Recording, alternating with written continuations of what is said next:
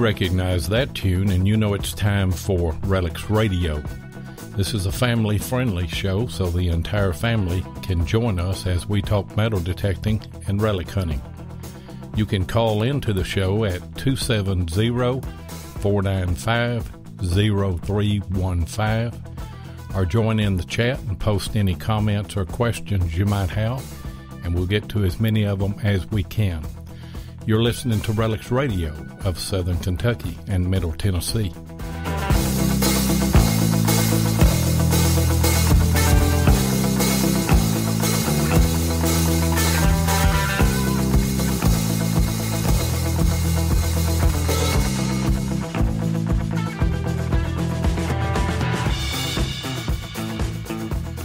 All right, you are live once again on Relics Radio in the foothills of the Cumberland Mountains along the Cumberland River here in Southern Kentucky and Middle Tennessee. And I am your host, Diggin with Seven.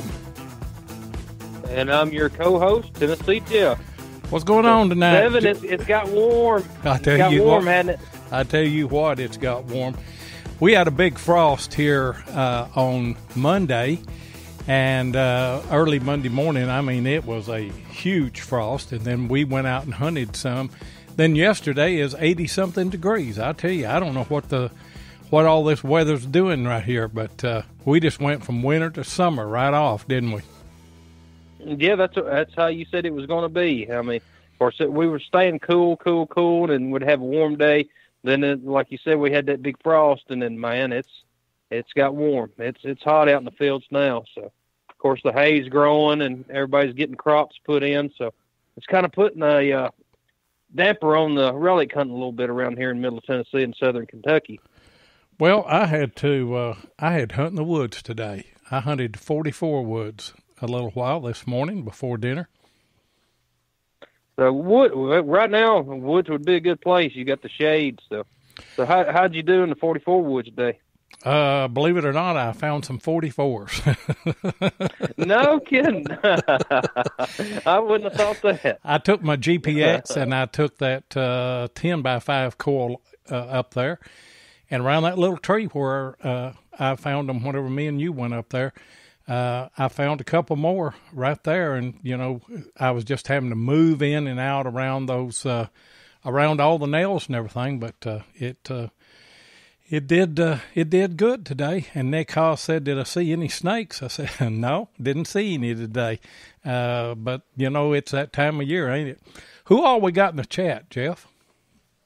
Oh, well, there's the Beyond Sight Sound. Josh, he just come in there. We got Bill Hayes. Well, of course, Woody, he was the first one. Hello, Woody. We got Bob. There's Larry Reynolds is in the house. Hey. Hello, Larry. We've got... There's Nick Hobbs. Hey, there's Tim Henderson. He said, "Hey guys, listening and driving." Well, I hope you have a safe trip wherever you're going, Tim. So that's one good thing about a podcast. Yeah. You can listen and drive. Now you can't watch our videos and do that, but now you can listen to our podcast and drive. Yeah, I'd rather you not watch our videos and drive. But I mean. I seen that Jeff Ford was in there too. We got a house full tonight, and we got. Yeah, there's Jeff. Yeah, we've got a good show lined up tonight. It's one of Jeff's buddies, Josh Tyree. Josh, are you there? I'm here. How are you guys doing? Oh, we're doing great tonight. Sure are. Just talking about this. Sitting here sweating. Talking about this weather. It has got hot. It went from winter right to summer, it feels like. It's done that for, I think, 3 years now. Yeah, just skipped spring. You know, like you said, we were scraping frost Monday morning. I think this afternoon it was like 88 degrees here. So yeah, and it warmed up quick. You just live in you live in Middle Tennessee. You're not too far from Jeff, are you? Right, I'm in Middle Tennessee, correct, yeah. Yeah. So you got the same weather that we do here, and the same weather that. Hey guys, y'all tell us how you two met. Well, actually, well, go ahead, Josh. Go ahead, Jeff. Well, I was metal detecting one time and kind of ran into him metal detecting. Ran into him in a field and got to talking to him, and that's kind of how we met, just out metal detecting. We hunted the same farm and kind of bumped into each other. Yeah, and that was out at the infantry camp out there at down here below the house, 7. And it was kind of funny. Of course, we were both using the F-75s, and that was when I was first starting to use the F-75 and didn't know much about it. And, of course, Josh, he'd been using his for quite a while. And then, of course, he was hunting with the Tennessee Trio at that time. And then, of course, Josh he'd got a 44 bullet signal. And, of course, he was like, well, they're ringing up his iron. And then, of course, I was skipping over all these signals that was iron signals. And he explained to me exactly, what to listen to in that iron tone. And once he showed me that iron tone that he was talking about, it's a clear iron tone. It's kind of hard to explain. You just have to hear it. And sure enough, after he taught me that, man, I was pulling 44s. I was pulling 58s. Now, Josh, with the F-75, he is a pro. Now, if there's anybody out there that operates the F-75, you need to contact Josh if you have any questions. So, he is a pro at it. Is that what you're still using? Yeah, I got it in 2009. It was used. I bought it used from a guy in Kentucky in 2009, and I still use it. I got another F-75. I got a Garrett AT Pro still in the box. I've never even used it, but I just stick with that same machine.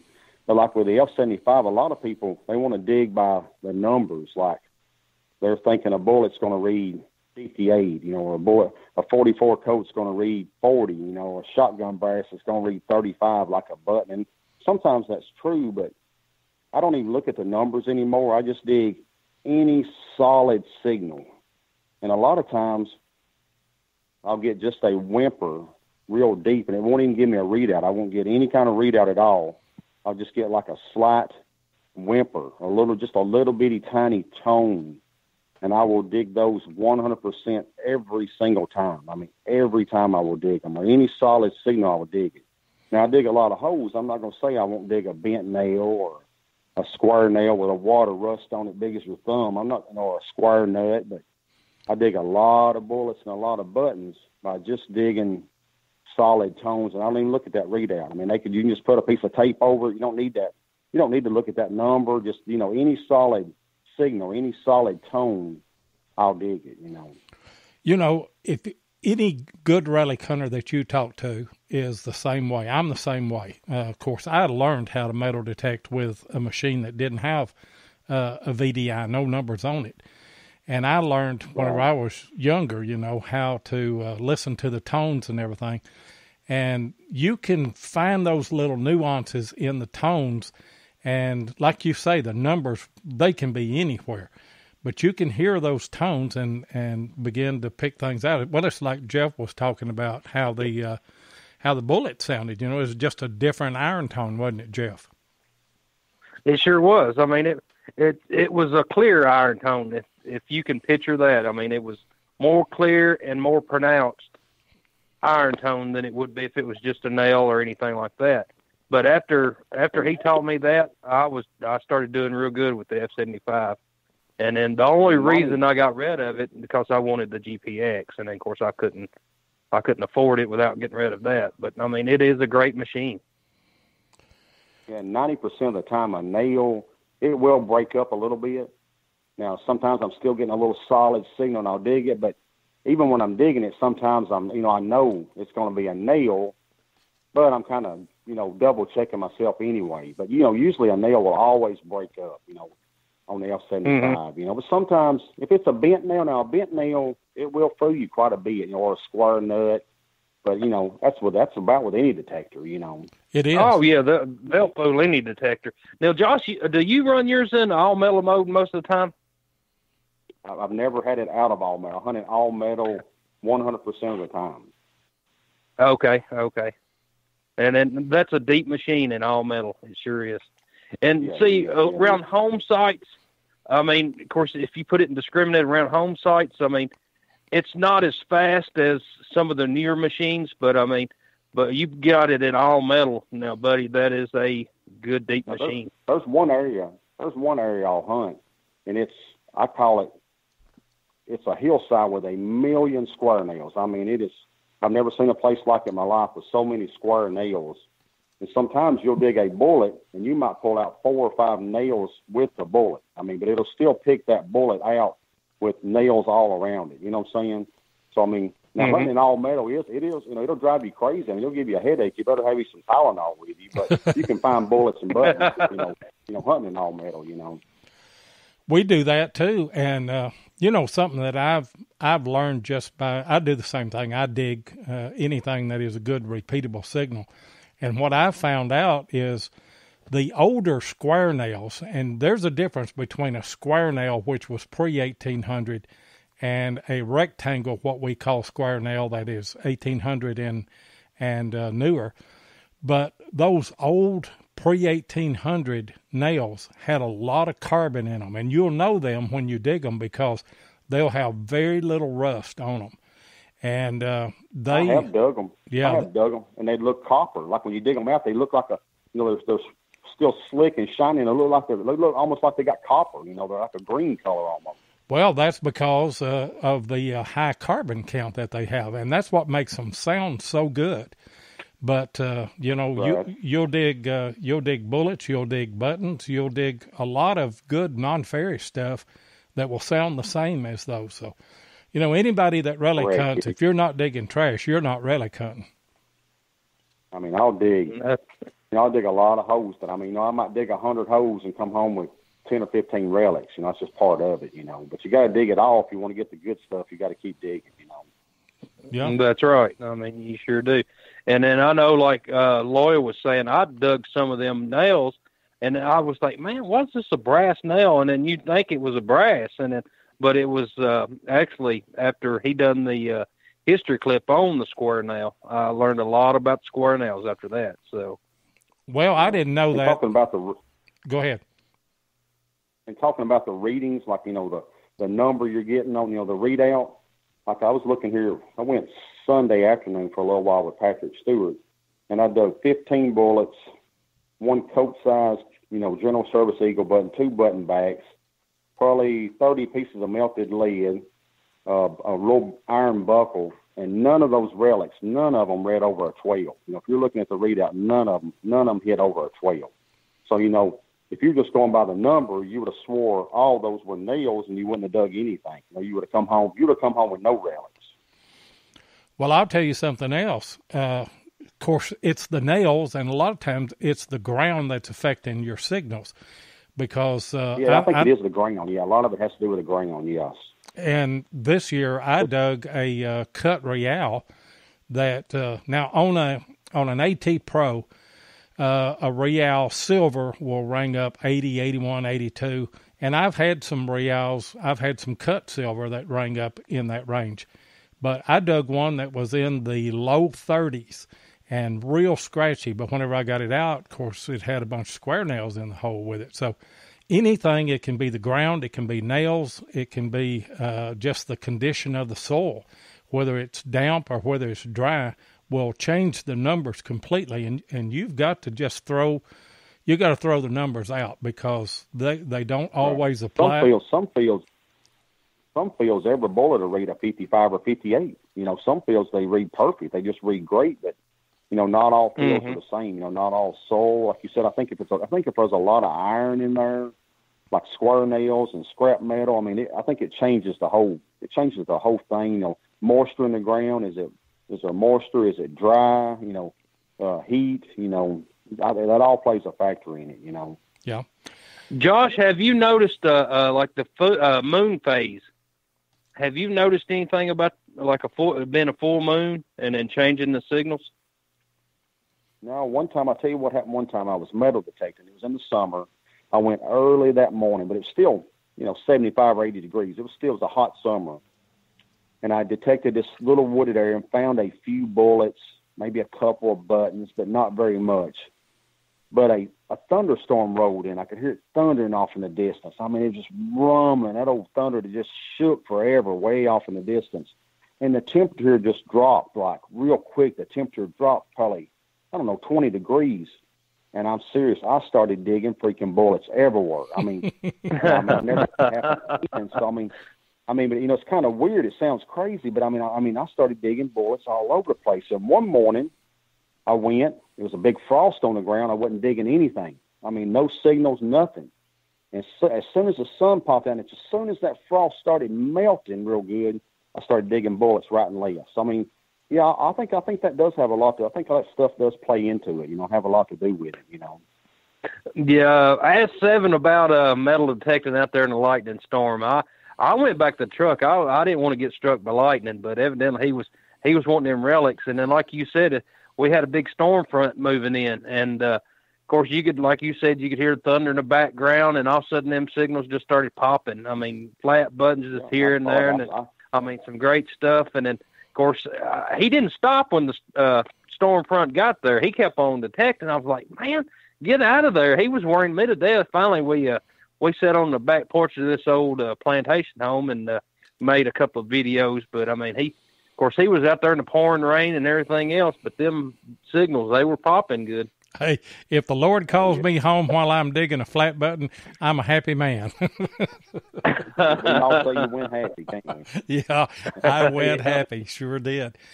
Now, the new Equinox, which Jeff has got one of those, from everything that I'm hearing about it, and we got to try that Equinox out on Monday, from everything that I'm hearing, the VDI numbers will stay more stable on it than some of the other machines. Now, I guess that Jeff will have to see if that's the case or not. But I tell you what, I was impressed with the Equinox on Monday. Tell them what we did there, Jeff. Well, actually, if you hadn't seen the video already, we done a little comparison. Of course, I'd got the signal, and it was ringing up good on the Equinox 600.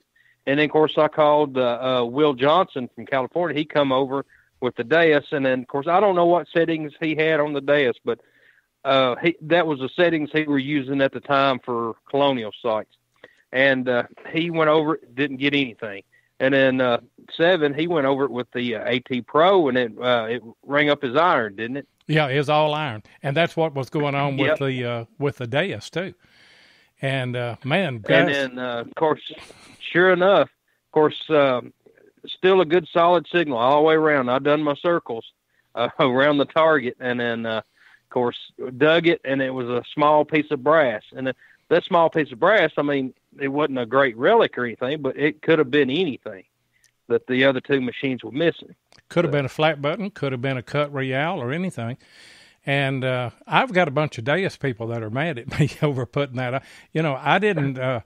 I told them, I said, hey, guys, I had the AT Pro. Mine didn't do any good either, And they said, well, the guy didn't know how to set up his Deus. Well, he hunts with that Deus every day, and he finds stuff, And they said, well, if every machine had hit it the same angle that the Equinox did, I said the Equinox went all the way around it. He never lost the signal, But, it's, you're going to have some naysayers on that. But I was really impressed with that. And then tell them about the lock, the big iron lock that you found.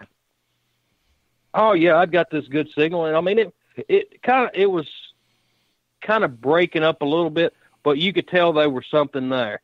So I went ahead and dug it, and it was a big iron lock. And around the keyhole, it wasn't the keyhole cover. It was just a big brass circle that went around the keyhole, and it was picking that brass up on top of that lock. And then, you could tell, it was a brass signal. And, that was pretty much unbelievable. So, it done a real good job on that. And I'd been messing with it for the last couple of days. Of course, I went out here on the deck, and, of course, you have your screws that screw your deck down. And then, of course, I just use them for, like, iron. And I was putting out different targets here and there. And I had been hunting in Park 2. It's a mode Park 2. And then, of course, iron bias at 1 and sensitivity at 25, as high as you could go. Recovery speed at 3. That's pretty much what I run it because of old home sites. Okay, and of course I run over these targets. It was a gold ring. It was of course, a half dollar from the big silver hoard that Jeff and Wes had found, and then of course a Civil War bullet and a few other things. And I wasn't really doing good in Park 2. I went to Field 2, mode Field 2, the same settings, iron bias at 1, recovery speed 3. That is the mode that I'm going to next. And I mean, it picked them up, just every one of them, just bam, bam, just with the iron all around them. And then, of course, this is on back of my deck, so I really can't say a lot about it until I get it out in the field. But it did pick them targets up a lot better in Field 2 than it did Park 2. Yeah, I mean, it was impressive, and the test that we did is an actual field test. We hadn't dug the target. We had no clue what it was. But I told Jeff, I said, when you find a target, holler at us, because I want to see what the Deus does, and I want to see what the AT Pro does on that. And so he found a signal, and we gave it our best shot. It was a signal I would not have dug. And Will Johnson was in running frequency 12, didn't get a good enough signal. He said, I wouldn't dig that. And then he moved up to 18, and he said, I might dig that, but he said it's still scratchy. I doubt that I would have dug it. But, I mean, you could just hear that Equinox, singing on that. I called or I sent Heath Jones a message, and I told him, I said, I need a bodyguard for a little while. He used to be in law enforcement, too. I said, I need a bodyguard for a little while, get all these Deus people off my back. That's pretty good. I mean, of course, I've seen some of the comments, and then, of course, I mean, they were like, well, what settings was the Deus on and all this? And, of course, I mean, we really don't know. Of course, I wasn't operating the Deus, but, I mean, like you said, he hunts with that machine every day and finds good relics, so. I mean, he would have had it on a good setting. So, yeah. Josh, have you ever used the Deus or anything like that? No, I've hunted with several people. I've hunted with several people that had them. And like I said, my old trusty F75. It hung right with them. I mean, I could tell no difference in the machines except for the Deus was a lot lighter. I mean, it's the weight thing is. The weight thing is great. The F75 is pretty heavy, but the Deus, I mean, the weight, I love that factor of it. But I've never used one, but I have hunted with lots of people, 3 or 4 days straight that use the Deus, Yep. Hey, guys, hold that thought. And I would get Hold that thought for just a second. We've got a hard break coming up, and we'll be right back. If your passion is metal detecting, then you know how much your success is based on the equipment you use. Let my buddy Tim Henderson of Murray Branch Outdoors in Murfreesboro, Tennessee, help you with that. Tim is an authorized dealer of Garrett, XP Deus, Tesoro, and macro detectors and supplies, and he is now an authorized dealer for MineLab. So, if you're looking to get your hands on the new Equinox 600 or 800, then Tim is your guy. Murray Branch Outdoors is not only competitive in their prices, but the service after the sale is second to none. Tim not only sells detectors, he uses them, and so he can answer any questions you might have. Murray Branch Outdoors also deals in used detectors, and he'll take your old detector in on trade when you decide to upgrade. So give Tim of Murray Branch Outdoors a call at 615-948-4611 and be sure and tell him Relics Radio sent you. And Tim is in the chat. If you don't mind, Tim, go ahead and drop your number in the chat where everybody can holler at you. We're talking about this Equinox a little bit, and I'm sure everybody wants to jump up and buy one here tonight. So that's your guy right there. Give him a call. Josh, one thing that you that I get from you is that, and I'm sure that you would would back me up on this. Whatever machine that somebody is using, they need to know that machine forward and backward. They need to know everything about it, right? And the more you use it, the more you'll learn. I mean, you'll never stop learning. You know, you're like, man, a year ago I wouldn't have dug that signal, but now I did, and I've got a good relic. You know, so I mean, I don't think you ever stop learning. And if you get a machine and you're good with it, I mean, my thoughts, in my opinion, you know, stick with it. I mean, there's probably always going to be better technology or lighter machines, but if you got a machine that, you know, you really like and you're doing great with it, then, you know, my opinion, I just stick with it. You know, I mean, I'm a firm F75 user, and I may never change. And I mean, I may keep using the F75 forever. You know, I don't know. You know. Now, yeah, I mean, some machines. You know, I think some machines are better. Like we could all three have F75s, and I might find more than you two. We hunt the same way. We hunt the same settings. We hunt together every day. You know, like, you know, we might all three buy the same car, and I may never have a lick of trouble with mine, and yours may tear up every 3 weeks. I mean, now all machines are different. You know, I have talked to a lot of people into buying F75s, and I would hunt with them, and my machine would get a signal, same exact settings, and I call them over, and they wouldn't even get a signal. So, I mean, I think machines are different. You know, like I hunt with Quindy Robertson and Doug Holder. You know, Quindy always says I've got a hot machine. He says my machine is just 1 in a million. So, I mean, but, you know, who knows? You know, but that's, you know, a lot of factors play into that, you know. Well, I think that's true because Jeff's AT Pro is hotter than my older AT Pro. Now, I bought one from Larry Reynolds, and I believe it's a little hotter than mine. My original AT Pro is. But I've used that AT Pro since they came out, and, you know, I know it. I mean, I know, and Jeff knows an AT Pro. It's hard to beat him with that or with a GPX, either one. But it's just a matter of learning your machine.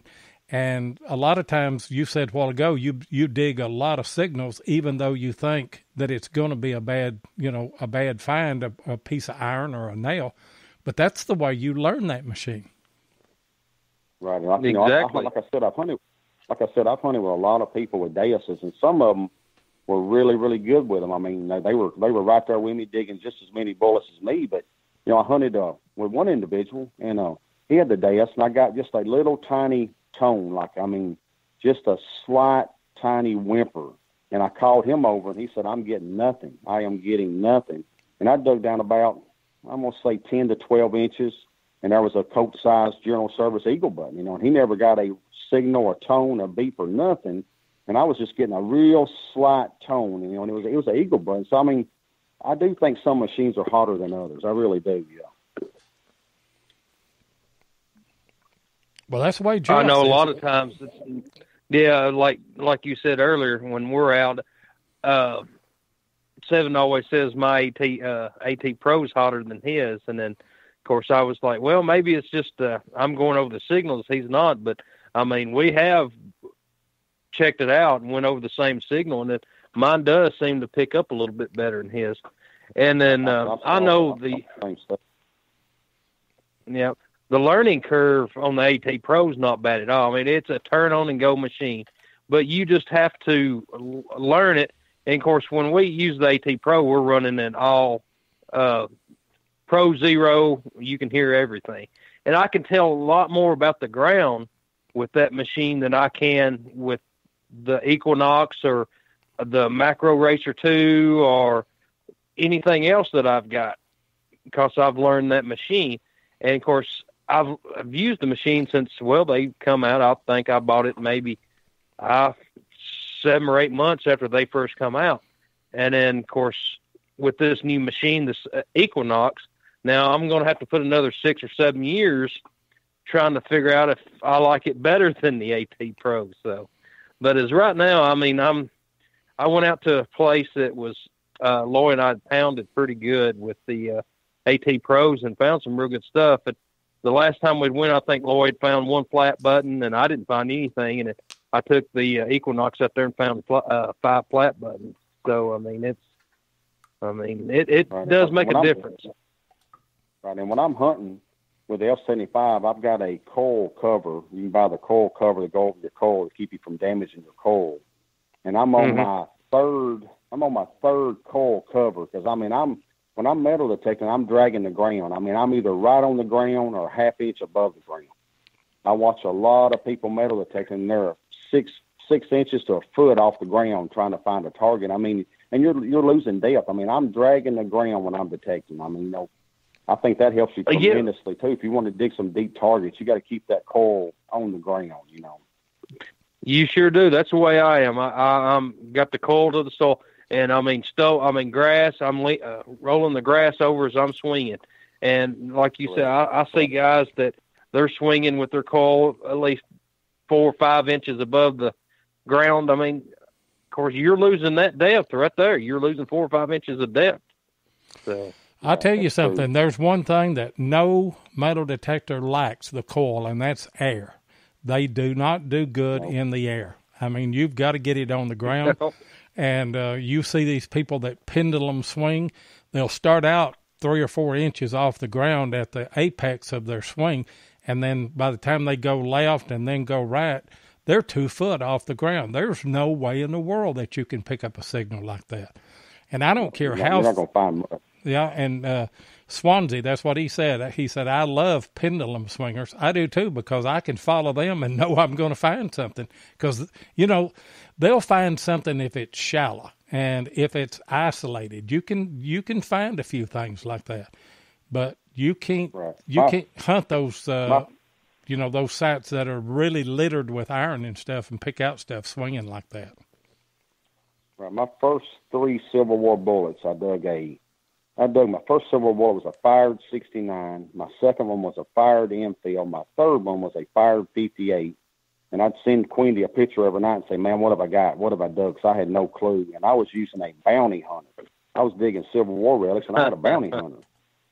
And I went with them a few times, and they had the F-75s. This was like in 2008. So in 2009, I bought the F-75, and it just changed my world. And I started finding all kind of relics then. But, no matter what detector you use, you can find some stuff if you use it right, Yeah. That's right. That starts up a question here. Josh, do you have a favorite find or that you've found? Or man, I can't narrow it down to any one. I mean, I love even digging a bullet, eagle button. I mean, every relic I find, I'm just like a kid finding an Easter egg. I've like found the golden egg with every bullet I dig.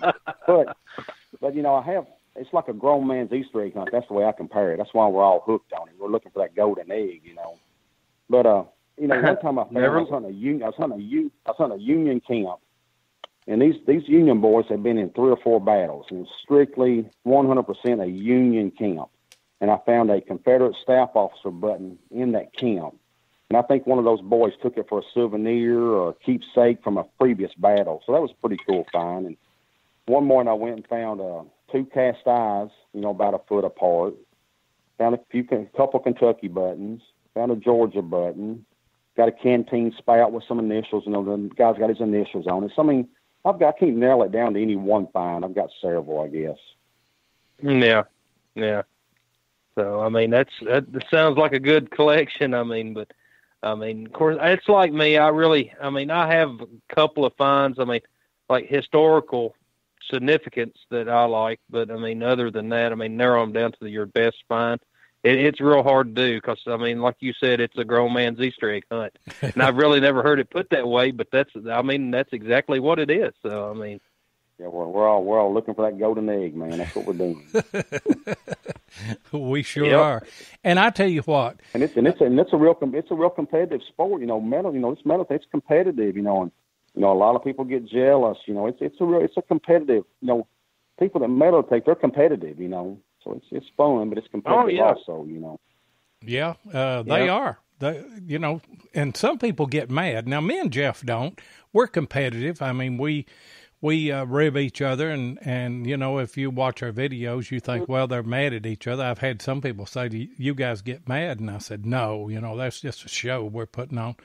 Because I'm tickled to death if Jeff goes out and has a good day. Now, I want to have a good day every now and then, but when I do, he's tickled for me because we're a team and we do the videos and everything, so it doesn't matter to me. I just want to save some history and record it.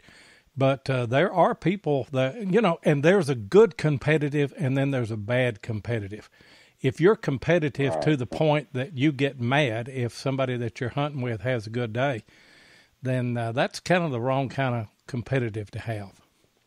Yeah, I mean, if go ahead, Josh. People on the internet, like Facebook, Facebook, let's say, like if you're posting your finds every week or every couple of days, there'll be people on internet sites that'll get frustrated with, like, oh my God, Josh again, or oh my God, Jeff again. There's people that, it's okay to be jealous, but, not in a mean way. You know what I'm saying? Yeah. Yeah, and if you're going to be that way, I mean, you might as well get out of the hobby because, I mean, it's going to be that way. Like Seven, he's going to have good days, and I'm going to have good days, and it doesn't matter. I'm just as happy for him if he has a good day. We can go all day, and, I mean, I may not find anything, and then him find a lot of stuff, and I'm just as happy as, I mean, if I was to find them. Yeah. Jesse Rogers said Seven is the last 3 hunts. Jesse Rogers said Seven is the cameraman, and I'm tickled to be the cameraman if that's what it takes. And we hunted with a guy from California came Saturday, Sunday, and Monday. Him and Jeff hunted on Sunday together, and then I hunted with him on Saturday and Monday. And I did a lot of filming, and obviously I could find some more stuff if I wasn't walking around filming, but I'm happy to do that, and happy for those guys to find something. Right, kind of like where you and Jeff teamed up, y'all are a good team. Like, like I hunt with Quindy and Doug, and I hunt with Patrick Stewart, and, and I think we bring each other luck, because 90% of the time when we all go, one or two of us will find a really good relic. Like me and Patrick, one hunt we went on, and I dug a Georgia button and kept finding bullet spills everywhere. So he was the cameraman. He said, man, he was the cameraman on that whole trip. And then the next trip, he found a George Washington inaugural button. And the next trip, he found a 2nd Regiment South Carolina button with a big 2 on it. So, I mean, I think, when you're hunting as a team or a pair, you're kind of competing, but one of you will usually find a good target. It's kind of like you bring each other good luck, and the way I look at it.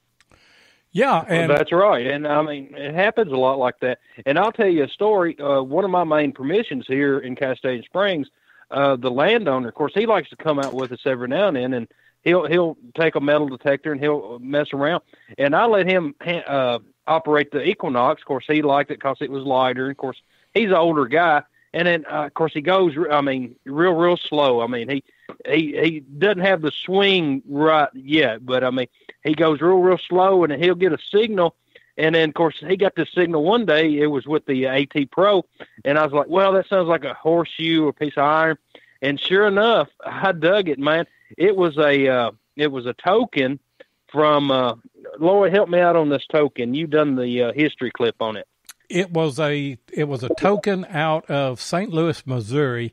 There was a photographer that photographed soldiers and whole regiments and everything, but evidently he gave out tokens for family members and things to come and get their photograph made if he took pictures of the soldier.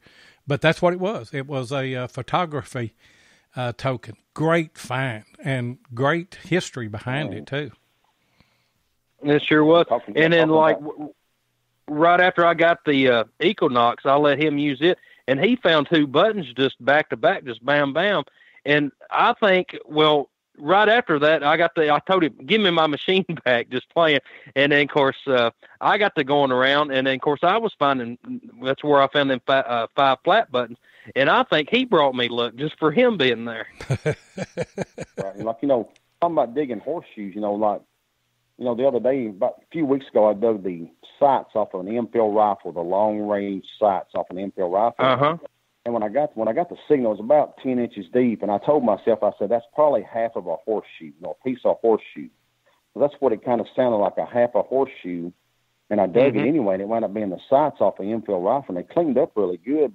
And also I've done that before, and it'd be like a gun tool. So, I mean, you got to dig it all. I mean, 90% of the time it might be a half of a horseshoe, but then the other 10% it might be a gun wrench or gun tool or sights off a rifle. You miss if you don't dig those kind of solid high orange signals, you're missing a lot of stuff too. You could be leaving something good.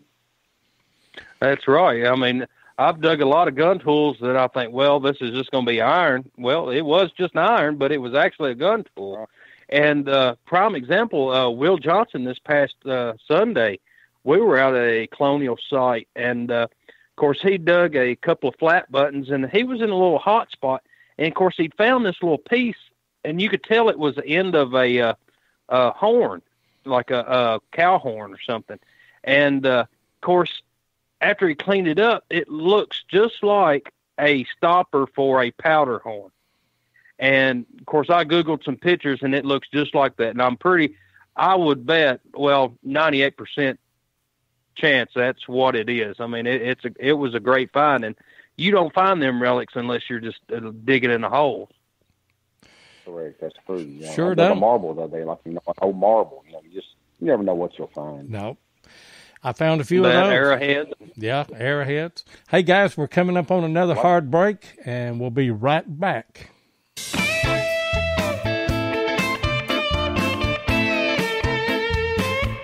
If you want to keep up with what's going on in the metal detecting world, then you need to be a subscriber to American Digger magazine. Butch and Anita Holcomb are the publishers of the magazine and have won awards for 3 straight years for being the best digger magazine on the market. American Digger magazine is available in both print and digital formats, so no matter where you live in the world, you can enjoy the latest happenings in the hobby. You can get in touch with American Digger magazine by going to americandigger.com or give them a call at 770-362-8671 and be sure and tell them that you heard it on Relics Radio. And talking about American Digger magazine, Josh, you've got some articles in that and got some upcoming ones too, don't you? I think I've had 3 in there so far, bullet spills and buttons and thrills in Virginia, Georgia and Tennessee, many happy returns. And the issue that just came out this week, I've got one in there about, metal detecting and also, finding arrowheads and stuff like that. So it's kind of like how they all, like around here, we'll find World War II maneuver stuff, Civil War stuff, and arrowheads, all in the same field. So, it kind of talks about this one spot, this one farm I hunted, a field they had never plowed, and when they finally plowed it up, I went metal detecting. I dug a few bullets here and there, and then I got to finding arrowheads, and there were just arrowheads everywhere. So, so that'll be in the issue that's coming out this week, American Digger. Yeah, that just came out. I get the online version of that, and I think it came out yesterday. I hadn't had a chance to look at it yet, but I'm looking forward to seeing that article. I'm currently working on one, The Great Silver Hoard, with Jeff Ford and with Wes Stringer, where they found all that silver in one hole out in Missouri. So I'm looking forward to getting that done and getting it to them. But, everybody go check out Josh's articles in American Digger magazine. Good group of people over there, Butch Holcomb and them. They just got back from great people. Yeah, they just got back from New Hampshire. Went to the bone hunt, and then I think they hunted with Swansea a little bit, and maybe some other folks. And I hadn't had a chance to talk to them. They were supposed to call in last week, and they finally called in after the show was over, and we talked to them for a little while. But they hadn't hunted with Swansea at that time, so I think that they did better once they got with him. But anyway, y'all look at American Digger magazine and check out Josh's articles in that as well. Yeah, I got a question here from Nick. Iron bias on the Equinox defaults to 0 on Part 2 and Field 2.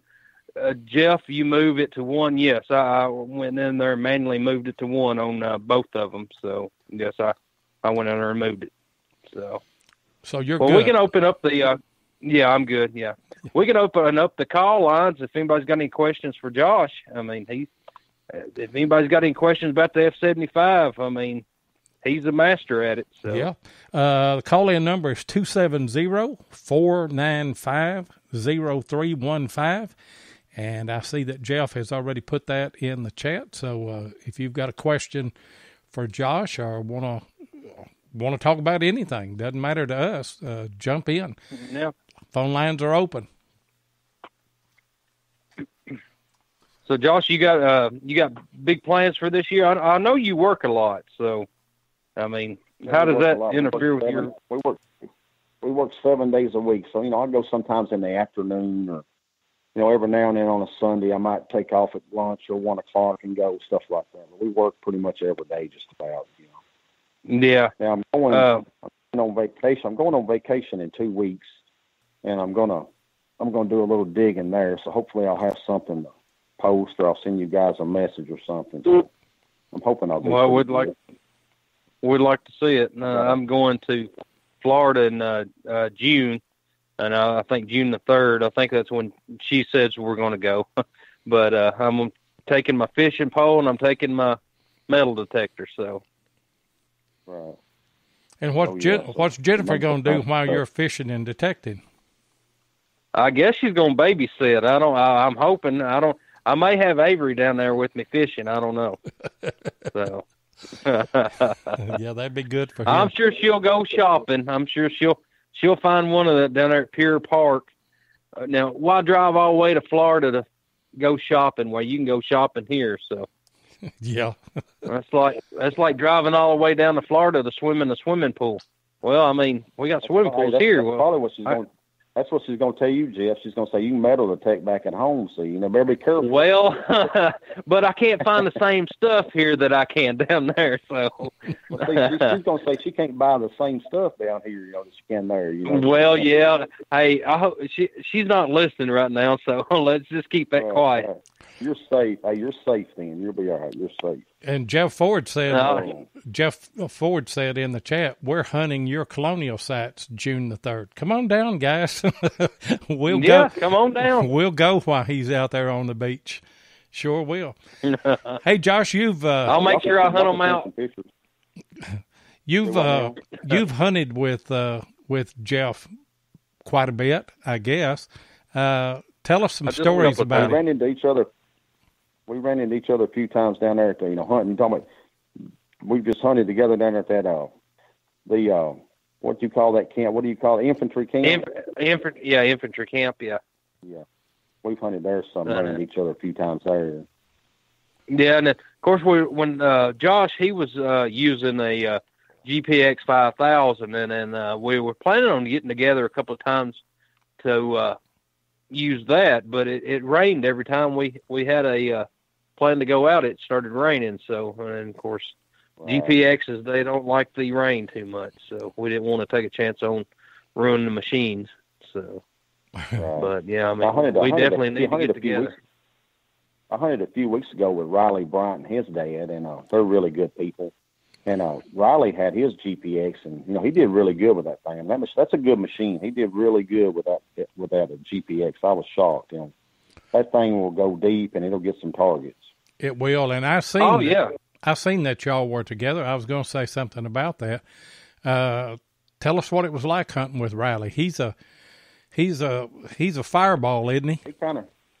He reminds me of the young version of me. I mean, he is a go-getter. He digs a lot of holes, but hey, he'll find a lot of relics. I mean, that's what it takes. You just got to dig a lot of targets, and you're going to get some relics. You may dig a bunch of nails and iron and trash, but you will come home with some relics also. So he's a go-getter. I mean, he digs a lot of holes. He's really into it.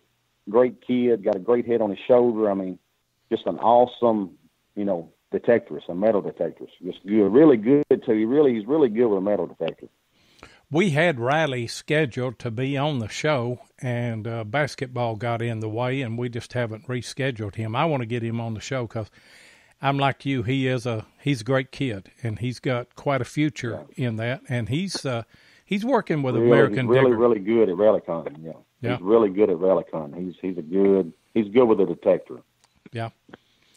And he's working with American Digger magazine, I think, on their social media stuff, doing all of that for them. Right, so, he is, yeah. Yep. Yeah, I know. I hunted with Nugget Noggin, and of course he was that way. I mean, he was a fireball.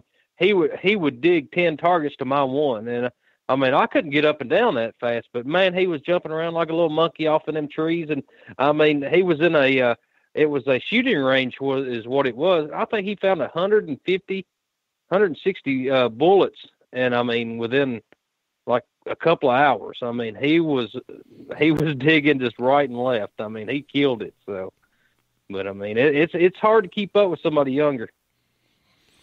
It is. That's my trouble. I can't get up and down like I used to. My wife and I, we redone we got a couple of little fountain ponds in the yard, redone those and mulched them and put some flowers in and everything. And I put my knee pads on and gave her a pair of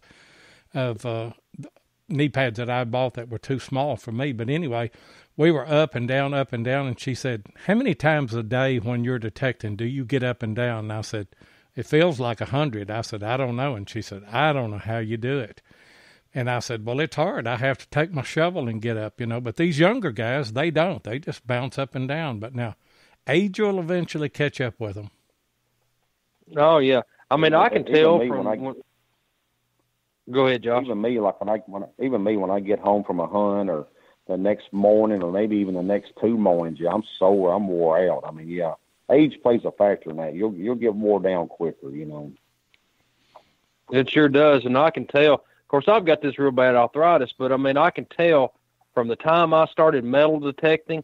I mean, gung ho. I was digging targets right and left, but now, I mean, I can tell over the years that I've kind of got slower and slower, and then of course still have a great time, but I mean once you get to hurting so bad, I mean it's not fun anymore. And then like our videos, like the gold ring I dug, I mean of course it was a great find, loved finding it, but I was hurting real bad, and of course I wasn't as happy as I should have been because I was hunting, I guess you would say. But yeah, I can tell the difference over the years. Right. Talking about slowing down. That's another key in metal detecting.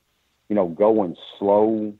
Sometimes I'll go and I might be hunting a 100-acre farm, and if I'm finding targets or digging bullets or buttons, I may stay in an area, 20 yards by 20 yards all day and dig relics all day. Sometimes you can go right back over the same spot an hour later and dig another bullet. So I mean, the key too, I think, in my opinion, when you're detecting, go real slow, work that area. If you find a bullet or you find some melted lead, really work that area over and over real slow, and you'll be shocked how many relics you'll dig in that one little area.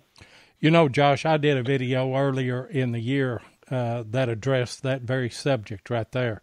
And whenever I went into the 44 Woods. It's a Civil War camp that I found a lot of bullets on. And I marked me off a spot about 20 yards square, and I said, I'm not going anywhere but right here. Now, granted, it was a place that I had found bullets before, but I just wanted to see if there was anything else there. And I found one hole that it was a deep bullet. I got it out, but there turned out to be 7 bullets in that hole. I found a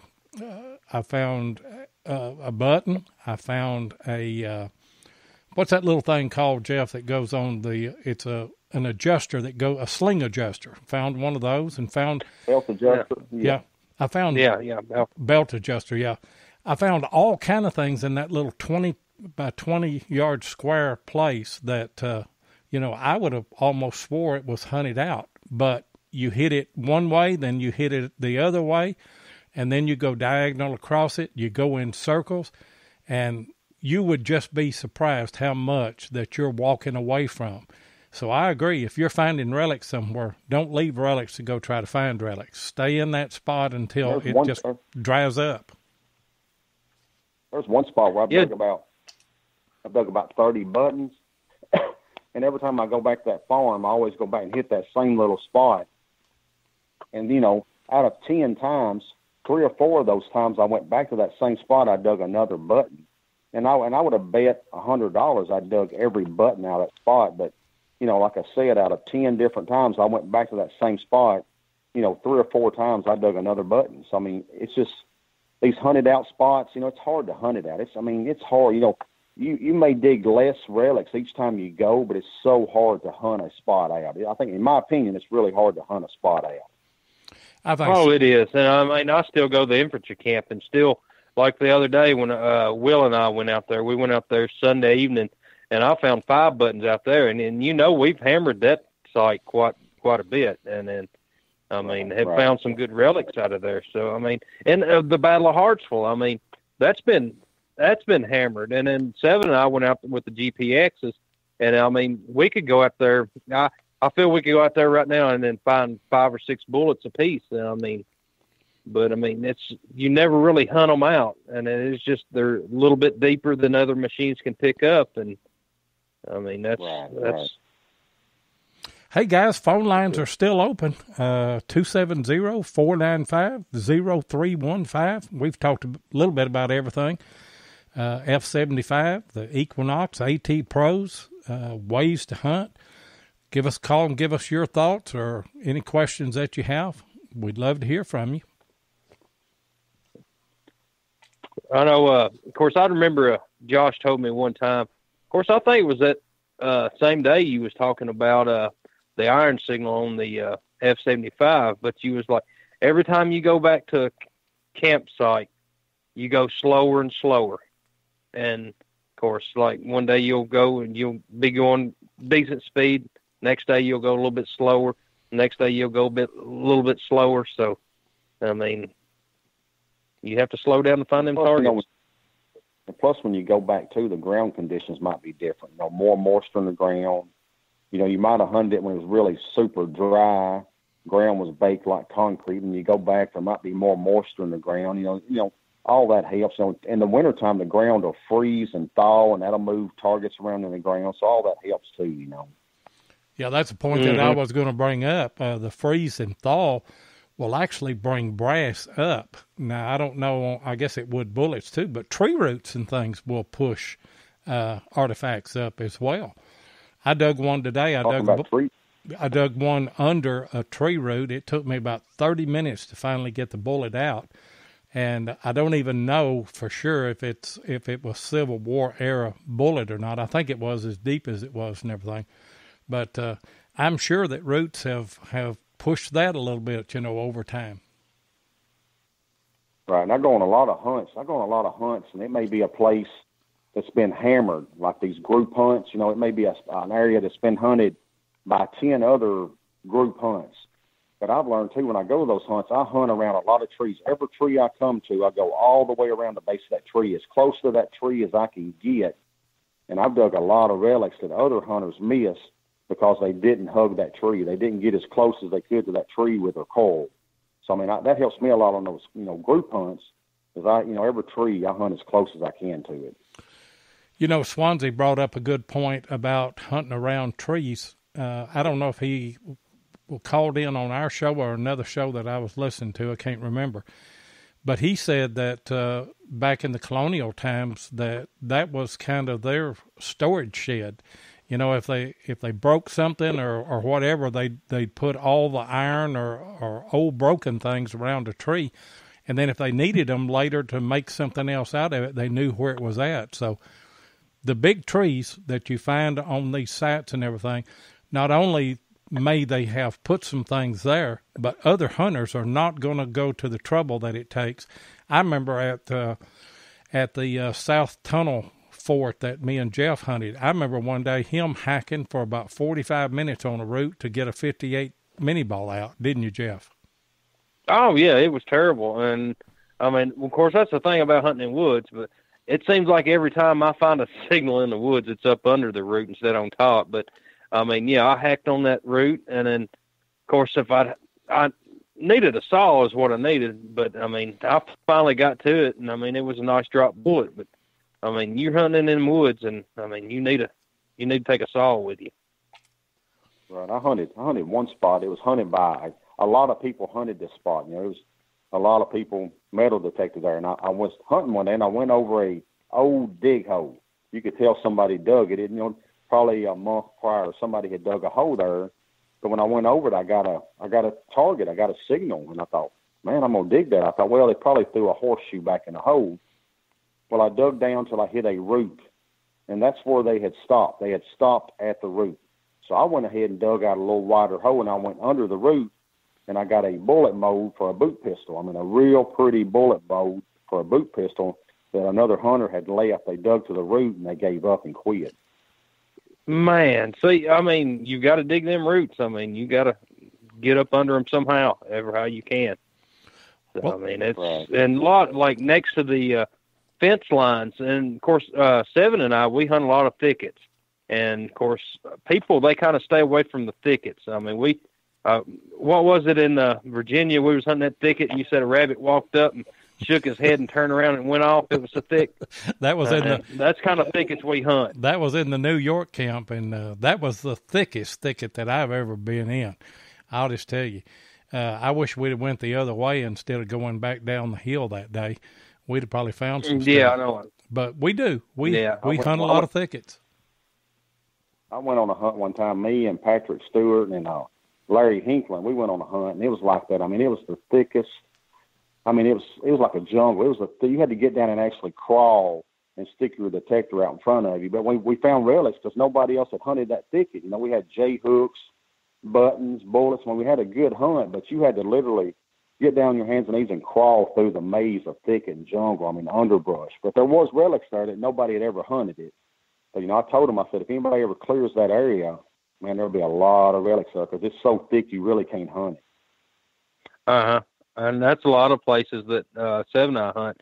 And I know one right now, like that fort he was talking about.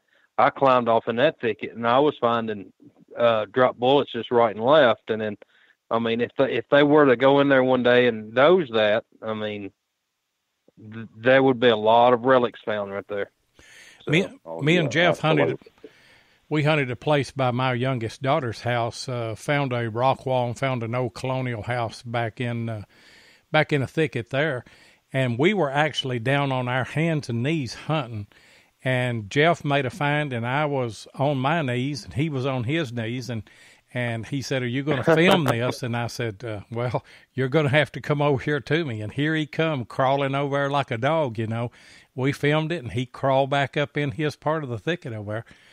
But we did find some great stuff there. So you just, you know, you got to get out of your comfort zone. You do. You got moved logs and boulders. We moved that big log at in Virginia, and then of course you did what you found a percussion cap up under it. But I mean, it was you've got to do that kind of stuff. Could have been a speaking of the. Go ahead. I hunted one camp. I hunted talking about getting out of your comfort zone. You know, like Quindy, my friend Quindy told me. He said, you know, a lot of relic hunters. He said, you know, a lot of us, we're lazy. A lot of relic hunters are lazy. They're not going to hunt those hard-to-get-to spots. They're going to hunt the easy spots. So I was hunting this camp that had been hammered. I mean, this camp has probably been hunted harder than any place I know. But there was a real steep ravine on one side. I mean, you almost got to hold on to trees if you're going to walk up this real steep ravine. Well, that steep ravine actually wound up being the place where they dumped all their stuff from the camp, the Civil War camp, you know.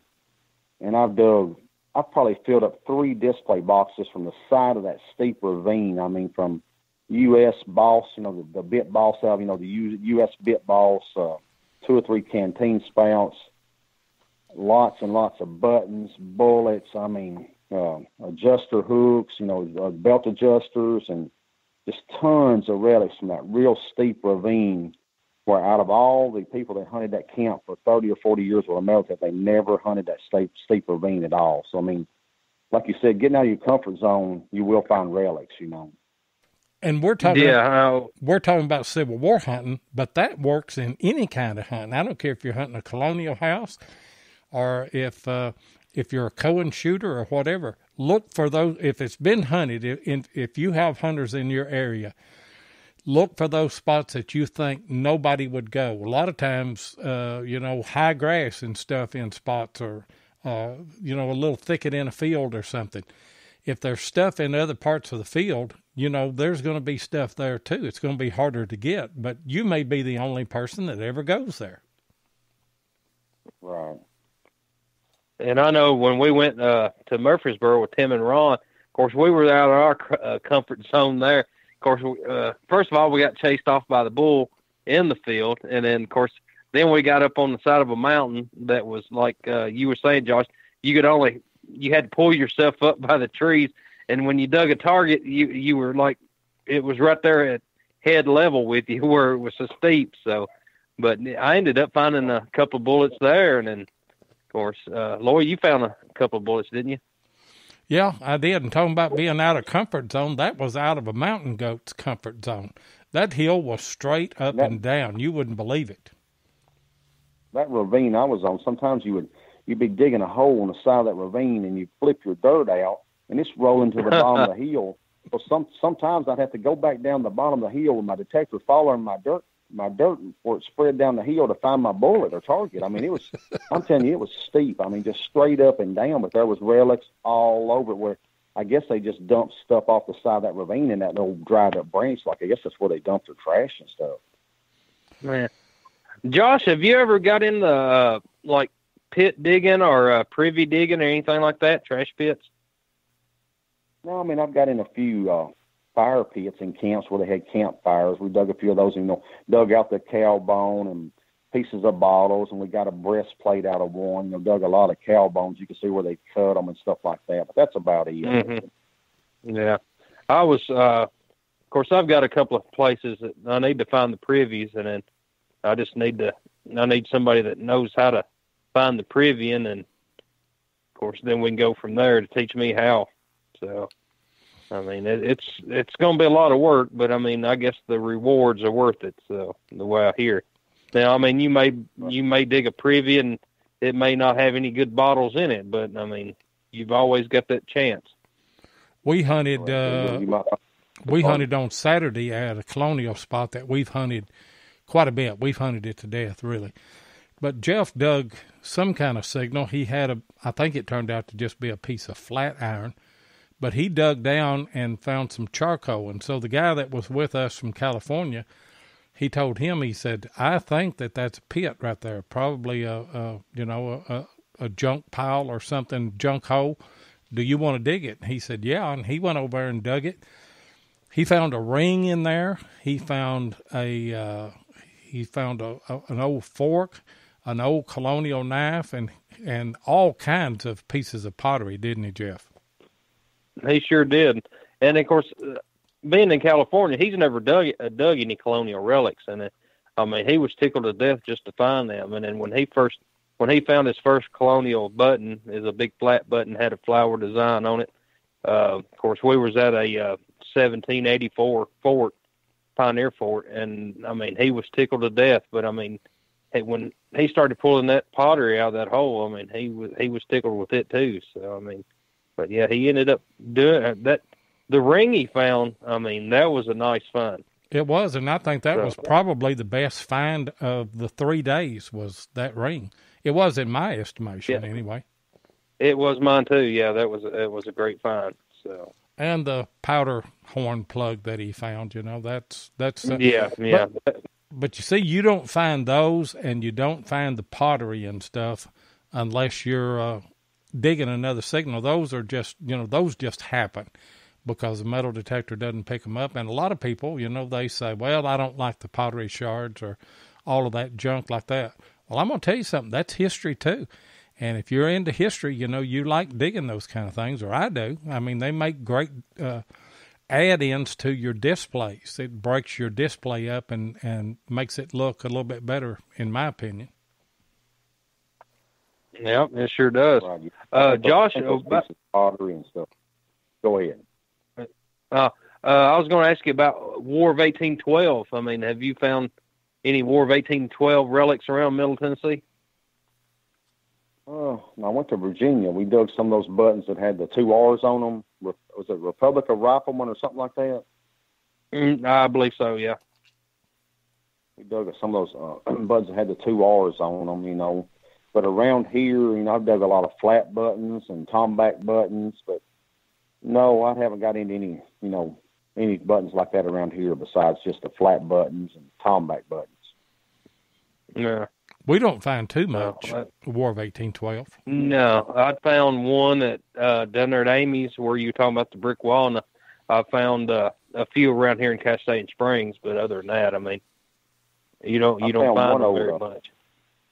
I found one old homesite, or it could have been a cabin or a colonial site or something, and I dug 2 Spanish Reals, 1848 large cent, tons of flat buttons, the round ball buttons, miscellaneous brass buckles, all colonial period. And I took Quindy and Doug with me, and he dug a Republic of Texas button there, with a star and the eye in the middle. It says Republic of Texas around this. I mean, here to find a Republic of Texas button, that was a really good find that, Doug found. That was a great find.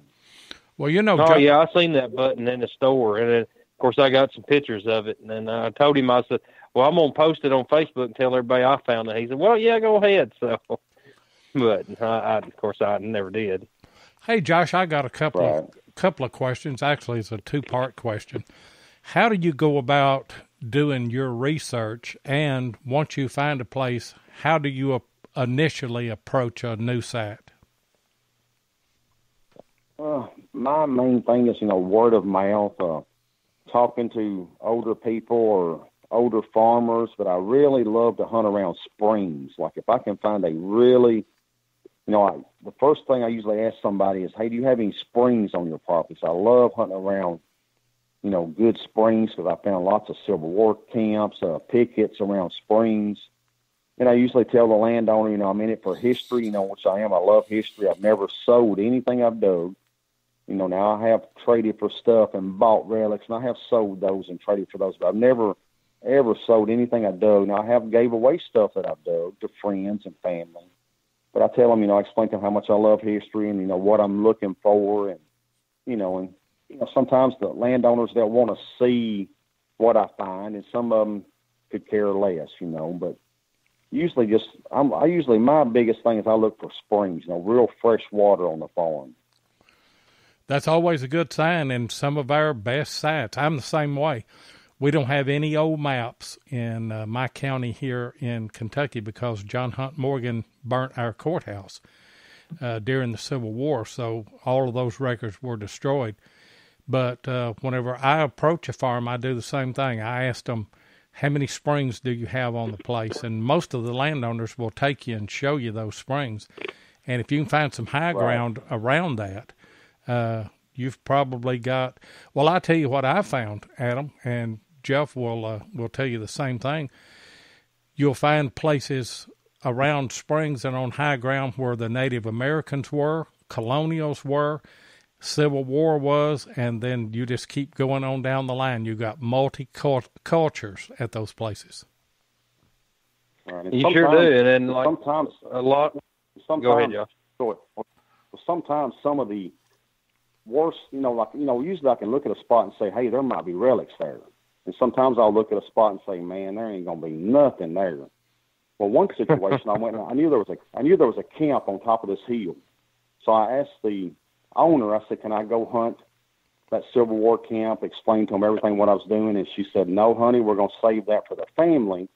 But she said, now there's a field down here at the bottom of the hill. She said, you can go hunt that field at the bottom of the hill. You might find a fired bullet. That was her exact words. Because they knew the camp was there. They knew the history of it. She said, you go down there at the bottom of the hill, hunt that little field. You might find a fired bullet. Well, I got in that little field. The first relic I dug was a carved double-bit axe that they'd carved out of a Sharp's carbine. And I knew that because I dug so many Sharp carbines in that field. And it was what it was. It wound up being a Union cavalry camp that nobody had ever stuck a coil to the ground. I mean, it was like, oh my gosh, it was unbelievable. And I probably dug 800 relics out of that little field, U.S. plates, sword hanger hooks, breastplates. It was all Gallagher's, Sharps, and 44 coats and eagle buttons. But I mean, it was just like relics. Everywhere you stuck your coil, you dug a relic, So sometimes the worst looking spot can turn out to be a great spot, So you never know. You never know till you go look. That's true. Yeah, that's exactly right. I had a lady at work. she was like, well, come out my house, and just check around my property. She had owned like, I think it was 10 acres. And then, of course, I was like, well, it's nothing but old pasture field. And, of course, she kept on. And then my first signal, I finally went one day, my first signal was a 58 drop. Beautiful. And then, of course, I ended up finding several 58 drops. And then, of course, I'm still in the process of trying to get permission on the other land next to her. So, I mean, I know probably the main camp was on that side. But, I mean, you never know. I mean, treasure's where you find it. So, hey, guys, we finally got a call coming in. Woody Jones, what's going on tonight, Woody? Hey, Mr. Seven, how you doing, sir? Hey, Jeff, and hey, Josh. Hope you guys are doing good. Hey. Oh, man, the allergies are killing me. It's the pollen is hitting North Carolina big time. It's bad when you go walk your dog in the morning and you got to wash your feet off because her feet are yellow. So it's rough. But, that's bad. Yeah, that's terrible. But it's a kind of a different question because it's kind of a taboo thing for metal detectors. But I also want to ask you, Josh, what is the most expensive, like the most valuable thing that you've ever found? I know, people like us, we're not in it for the money.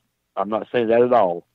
I was just kind of curious. You have something that you found that was worth a couple $100, a couple $1,000, or something that you'll never sell because we do what we do to keep, not to sell, and I was. Right, I haven't never really found like a CS buckle, worth thousands of dollars, but I've dug a lot of Confederate buttons, U.S. plates, I dug one sash buckle out of a Confederate camp that had the star in it, like a star sash buckle, but probably the most single relic, if you just picked one relic, probably $300 or $400 is about it, Right. I got a sword belt plate that I'll never take nothing for it. I don't care if they offer me $10 million. I'll never take anything for it. It's worth $300 or $400, but I'll never take anything for it. But, that's just, that's how, it's cool to find something that is rare and it's worth a lot of money, knowing that you're never going to sell it. I mean, you found it, and it's, bam, this is mine. I found it. Nobody's going to get this till the day I die, I guess. But, I thought I'd just ask that to see if you found anything that was like, whoa, man, this is awesome. And no, one morning I dug a 1848 silver $50. I mean, it's in great condition. I mean, a beautiful coin, So I've never dug anything in the thousands or anything like that. But a lot of, I would never sell anything like you said. But if you add it all together, you can get some money. It adds up. It adds up for every relic you dig. Oh yeah, but like I say, that's not the point of it. But it is cool to know that you can say, yeah, I found this, and this thing is worth $1,000 or something. That's kind of cool to say that, just because it's rare. You kind of look at it like you pay big dollars for these metal detectors, and you get to looking at your stuff you dug, you're like, well, man, I paid for that detector. If you ever wanted to sell that stuff or had to sell that stuff, you're thinking, well, this stuff would kind of pay for the detectors I bought. Or some people look at it like, maybe someday when I get real old, this might be part of my retirement. That's kind of what some people exactly. Yeah.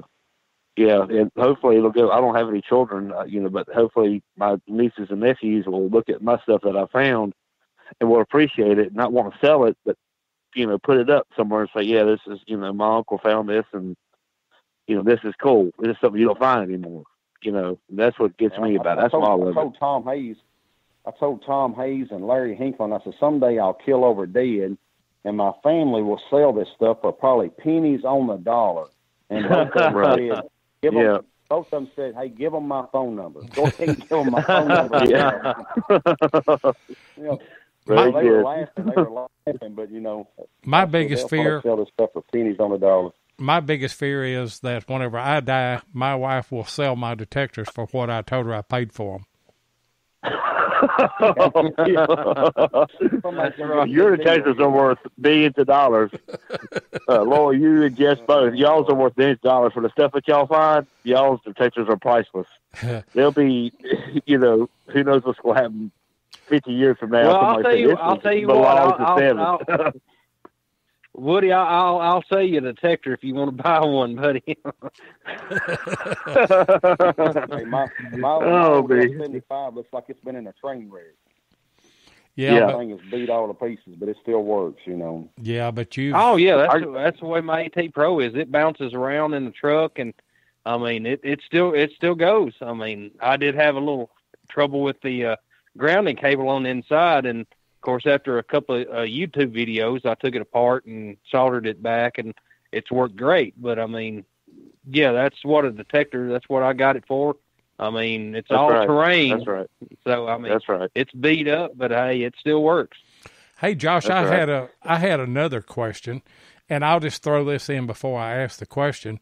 Seriously, guys, you can tell your wife this is the cheapest hobby that we can get in. You have your initial investment of buying a metal detector, and you're going to give. And it's exercise. Yeah, it's exercise. It's good for your health. But once you put that money forward to get into the hobby, you really don't have anything other than gas money. Maybe a motel bill and eats and things if you go on an organized hunt to Virginia or out of state or something. But it really is a cheap hobby. But one question that I had, Josh. What is one thing that you can think of that you should have found but haven't? That's a good question. I hunt a lot of CS camps, a lot of Morgan camps. And, I have never found that, Confederate plate, that CS plate, but I've been hunting with people that dug them, with me. So I know they were there, but I think it's just not in my luck to dig one. I think that's what's eluding me. And a gold coin. I've always wanted to dig any kind of gold coin, and I haven't. So my bucket lister would be a gold coin or a marked, Confederate plate. Yeah. Yeah. That CSA plate to come out of the ground, that would be a heart stopper. I mean, that would be absolutely incredible, to find that. That's a top of and I got a question. Sir, I'm sorry. I was going to say, I have another question about the spring houses. Oh, I'm sorry. The spring houses you were talking about, Josh? Yeah, the spring houses. There's one right down the road from me. It's sitting down in a holler, and it's still standing. It's not, good shape, but so those are good places to check too. I've seen it down there, and I thought, man, that'd be pretty cool to text around that. So those little spring houses are pretty good areas to go to. Find high ground. In my opinion, yes, because any high ground around it. Because you know what, if even me today, or you. I mean, had you rather drink out of a pond? Had you rather drink out of a creek or drink spring water?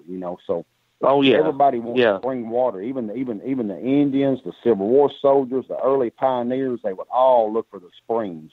So yeah, I find a lot of stuff around those springs. And some of them are real trashy. I mean, some of them, they had the spring houses there. They had metal in there and iron and everything else. But I have found a lot of good targets and a lot of good relics around those springs, even the ones that are real trashy. And it doesn't have to be a big spring. It could have been a big spring 200 years ago that's kind of filled in now. But, yeah, if you find a spring, find some high ground around it and start hunting. If you find a site, then hunt from that site down to the spring. You'll be surprised how many flat buttons that you'll find going back and forth carrying water. Yeah, that's what I was thinking of. There's got to be something down there. I'll probably have to do some trash, but there's got to be something down there. There's got to be at least one old coin down there somewhere, or something. I'd say there is. But anyway, yeah, I mean, it's got to be, surely. This it was probably from, I'd say 1790 to 1820 was when that farm was like in operation, when they lived there. Well, that's... So, I'm sure there's got to be something. There's got to be something. Well, I'll tell you what. Me and Seven will come if you invite us, and then we'll we'll do that. That'll work. That'll work, guys. All right, I'm gonna jump off here so somebody else can call in and Thank you again, guys, for what you do. I love this show every Thursday night. And Josh, thanks for coming in, and thanks for taking my call, guys. And I will catch y'all next Thursday night. Man. Hey, thanks, Woody. Thank you, Woody. Good call. All right. Phone lines are still open. We're going to hang on here for a little while. 270-495-0315. We've talked about a lot of stuff, and I'm sure that you've got your ideas or opinions on it. So call in and talk to us. That's what we're here for. Well, hey, boys, I'm going to have to jump off here. It's about 8:30, and I got to get in the bed so I can get up in the morning. Okay. All right. That sounds good. So that'll be fine. Hey, before you leave, Josh, tell people how they can get in touch with you. Have you got a YouTube channel, Facebook page, any of those things? Yeah, I got a YouTube channel. It's Tennessee Josh Relic Hunter. It's like TN Josh Relic HTR for Hunter, and you can look me up on YouTube, and I got a lot of videos on there, so they can check me out that way. Or I got a Facebook page. They can look at some of my finds and relics on Facebook. Okay. Hey, thanks, Josh, for coming on tonight. Hey, Swansea, you called in. I added you to the group. You may have dropped out now. Call us back. But anyway, Josh, appreciate you being on, brother, and look forward to hunting with you someday. Thank you very much, Josh. I appreciate it. Y'all have a good time, and we'll get together maybe this fall and dig some holes. That sounds good to me. Sure does. Sounds good. All right. All right. See you, buddy. You guys. All right. Bye-bye. All right. See you. But, yeah, he's a great relic hunter on that F-75. I mean, he knows what he's doing. So, I mean, Josh is a great guy. So, I mean, yeah, I've hunted with him just a few times, and then, I mean, he knows his stuff. So, I don't know what happened to Swansea. He was here a while ago, and he's gone now. Let me see if I can add him in right here. He just put in there, I wanted to let Josh go. Oh, okay. Yeah. Okay. I'm going to add him to the call. Swansea, you'll be getting a call here in just a second. And Josh was a great guest. He's a good hunter. Oh, yeah. Are you there, Swansea? Hey, Lloyd. How are you? Hey, Brandon. What's going on? I was just going to ask. I was going to ask Josh a question, but I wanted to let him go. It looked like he had to get up in the morning. I was just going to ask him about the category of digger envy, which a lot of us have up here in the Northeast. We don't dig a lot of Civil War stuff. So for me, I've never done a natural hunt where I've dug a Civil War 3-ring bullet, mini ball, no Confederate, nothing. That's just kind of one of those questions I have for people that live in the South that dig this stuff all the time. I'd be curious to see what they would like to dig that maybe that we have in the Northeast or somebody has in the Northwest part of the country. I have been fortunate enough to dig a lot of great New England history, but still, that's my bucket list find is something Civil War other than the buttons that were brought home. We find some Civil War volunteer militia buttons, that type of stuff, but I was just curious if he had anything out of the New England area that he'd ever would like to dig. You mentioned 1812 earlier, so. Well, I can answer that because, we like to dig large scents and we don't dig that many. And I know that's, those are like wheat scents up there for y'all. Any of those old large coppers, I'd like to come up there and dig. Obviously, I'd like to dig a George Washington inaugural button because I'm a big button man, love to dig those buttons, but just all of that colonial stuff, and I'm envious of that like you are the Civil War stuff here, but we can only swing our coil over where we live unless we make a trip, so but we're if fortunate. If it's not there, you can't dig it. No, if it's not there, you can't dig it. And we've been fortunate enough to find a few colonial houses here. And whenever I say colonial, I'm talking about, the late 1700s, whenever the first settlers came in here. It's probably not true colonial like y'all's sites are, but we do find a lot of old stuff here, and, I'm tickled to death that we can find those. But how do you go about finding those old sites? Of course, in your area there, you've got the stone walls and cellar holes, and they're pretty self-evident, aren't they? They are self-evident, but the problem is that we have up here, there's a lot of people that metal detect in New England that have been doing this for probably longer than I've been alive. You know, I'm only 38 years old, and I know local guys have been doing it for 50 plus years. The easy stuff, as far as cellar holes, they're gone. So you've got to really put the boots to the ground and spend some time either mapping or I do a lot of winter hiking up here because, of course, we have 11 months of winter, and then we have August where we can metal detect. So when I find these sites, I map them out on my phone and then go back, 5, 6, 7 miles into the woods. These are the spots that aren't easily found by the person driving down a road, and you see a cellar hole on the side of the road, and those are the spots everybody goes to. For me, the best things I ever find are on these old Class 6 roads that are pretty much impassable for 6 months out of the year. These are the spots that, yes, I'll find the break in the stone wall, a double-walled road, which has got stone walls on both sides. You see the break. There's got to be a home site somewhere nearby. That's where I do most of my research nowadays, and it's, like I said, Loy, it's mostly just walking the ground, going through the woods, looking for stacked stones here and there, finding signs of what could possibly be an old cart path or something to go to that just gives you a symbol that there's something there, like the old plants in the woods, the grapevines, the daffodils, the lilac trees. That's where I really do my research. It's not so much in the mapping as much as it was when I started, but now I'm an avid hiker anyway, so I don't mind going out there and finding it. And then the worst part is the waiting period. If I find it in January, I can't dig it till at least May or June. Yeah. Yeah, that is tough. Man, that would be that's the rough part, not be able to dig through the winter. I mean, of course, here, that's our best time. And I could not imagine not being able to go through the winter and not be able to dig. And we're exactly the opposite of you guys because June, July, and August are our tough times. I mean, we can get out early in the morning, but by the time the sun comes up big and bright, you've got to get out, and you cannot field hunt because it's like concrete, ain't it, Jeff? It sure is. I mean, it's terrible. And, of course, Seven and I, we don't do it a lot, but we hopefully get into it a little bit this year is water hunting. So, I mean, that's the best time would be for our water hunting.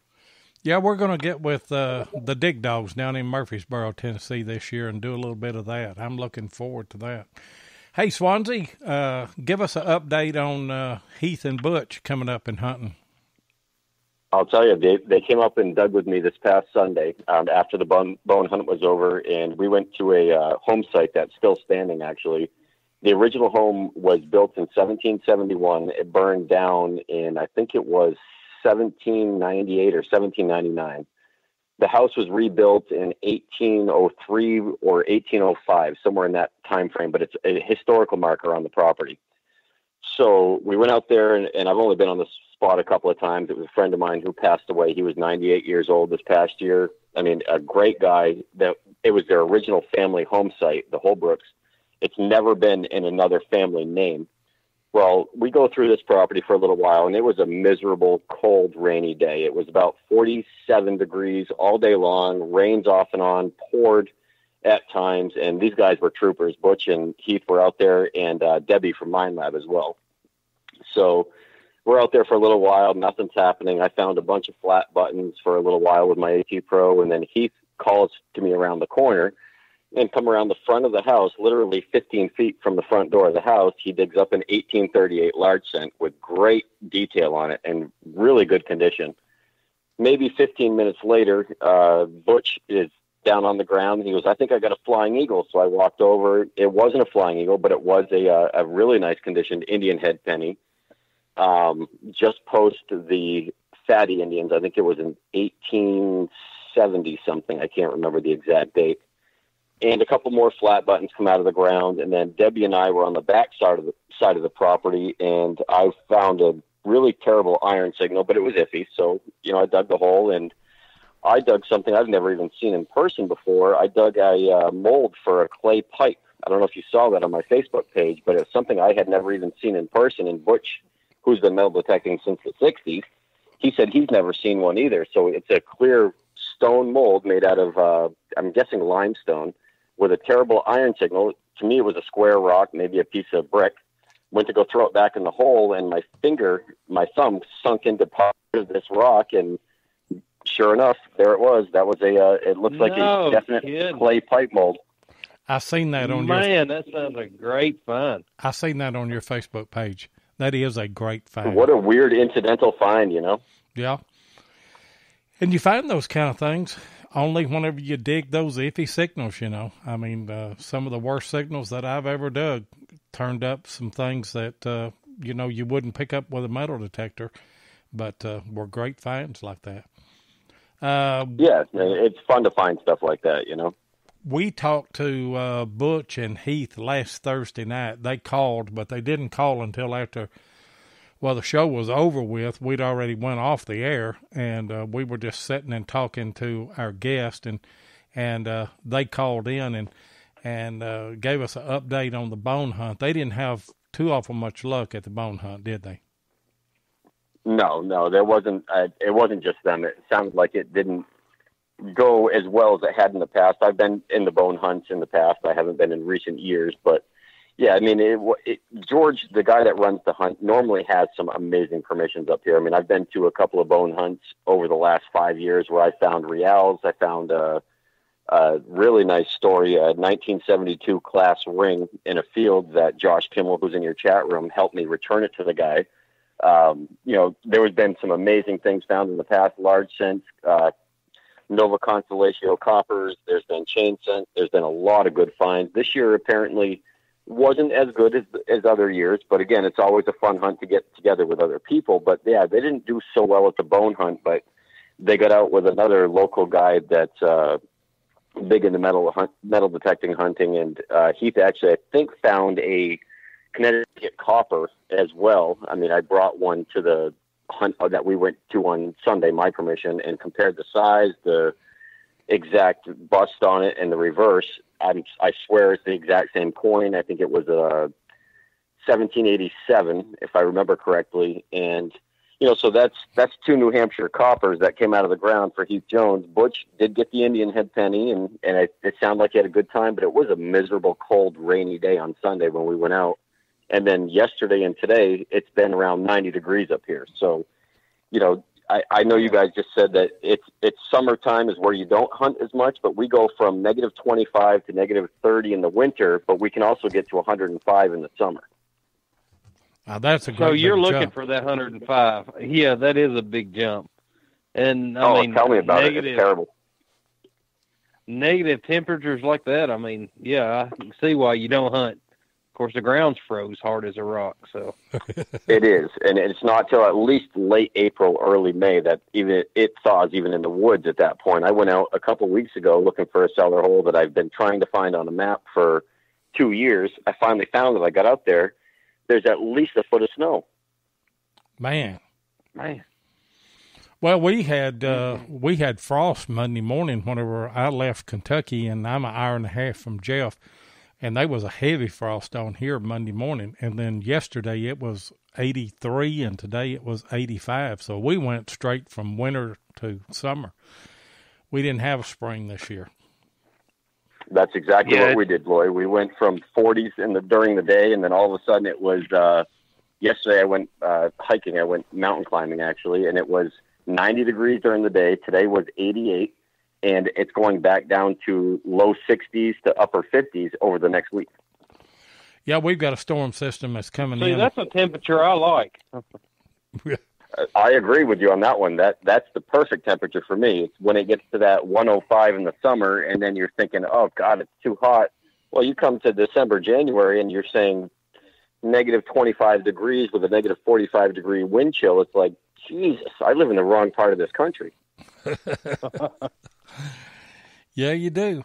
Hey, guys, Swansea's going to be on with us May the 17th, and we're looking forward to that. So we don't want to get into a whole lot of stuff and cut into that show that night.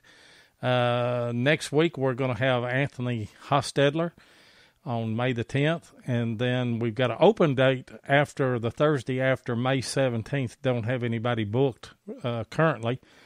But then May 31st, we've got Jim Fielding with the Central Florida Metal Detecting Club down there in Florida. So that'll be a good show. Sure will. You got anything else to add, Jeff? No, I mean, I just appreciate all the listeners. I mean, we couldn't do this show without you guys, and just appreciate you Swans calling in. Appreciate Josh being a guest, and I mean, and Woody like calling I said, we in. couldn't do without you guys. Yep, I mean, we got Woody, and of course he calls in every time, and of course Woody's there for you. So. Yeah, we appreciate Woody and appreciate everybody else. Woody. Yeah. Mm-hmm. And looking forward to the show with you, Swansea, in a couple of weeks. Looking forward to it, guys. I won't keep you guys on here, close up your show, but there's a lot of things I'd like to talk about, including New England history, and you brought up the War of 1812, which nobody even remembers. I never learned about it in school, but I tell you, when you metal detect, you can find some amazing things out there that will bring back some history that nobody knows anything about. So you're exactly right. Oh, you can. Well, I'm not going to say too much. We'll just wait till you're a guest, and then. Yeah, we want to cover all of that stuff, and I'm not against having when you come on. I'm not against having a 2-hour show because I want to cover just as much information as we can. Everybody likes you and looks up to you as a metal detectorist, and from what I see on your Facebook page and everything, and the comments that you make, you're a good hunter, and so that's the kind of people that we love to talk to.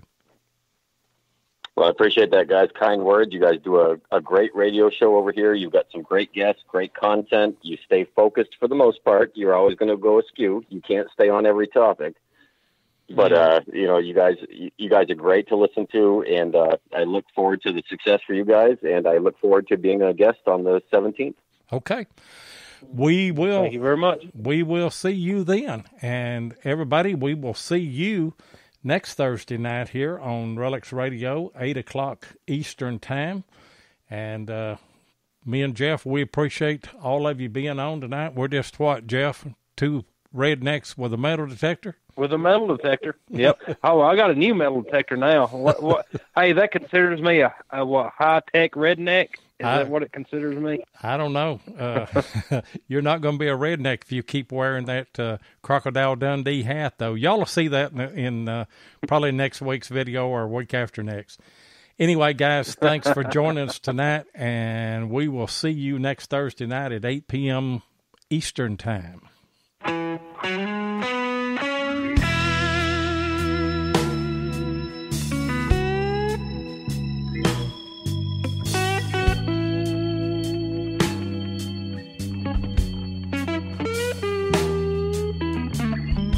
Thank you so much for joining us tonight on Relics Radio. We really do appreciate it. Be sure and join us live each Thursday night at 7 o'clock Central Time, 8 o'clock Eastern here on Spreaker. Or you can catch the archive show at Relics Radio on Spreaker, iHeartRadio, or iTunes. Please take a minute and hit the like button and be sure and follow us so that you'll get notifications of all of our upcoming broadcasts.